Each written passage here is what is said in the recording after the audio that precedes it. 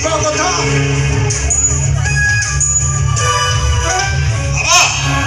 ଶମ୍ଭୁ ଶମ୍ଭରା କଣ ପାଇଁ ଏତେ ଡେରି? ସକ୍ସେସ୍ ତ ହଁ ବାବା ଆମ ଆପଣଙ୍କର ଯୋଉ ସକ୍ସେସଟା ହେଇଛି ହେଲେ ବାବା ଏବେ ଏବୁକୁ ବେଳକୁ ବେଳ ପୋଲିସ ପହରାଟା ବଢିବାରେ ଲାଗିଛି। ଜଗି ଜଗି ଆସୁ ଆସୁ ଭାଲୁ ଖବରରେ ପଡିଗଲୁ। ବାବା ଆପଣ ବିଶ୍ୱାସ କରିବେନି ଭାଲୁ ମତେ ଖଟକିନା ମାରି ବସିଥିଲା।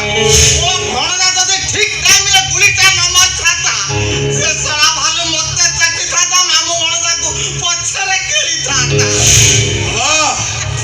ମୁଁ କଣ ଶୁଣୁଛି ଏ କାକଟପୁରକୁ ଗୋଟେ ନୂଆ ଇନ୍ସପେକ୍ଟର ଆସିଛି। ଭାରି କୋଡ଼ା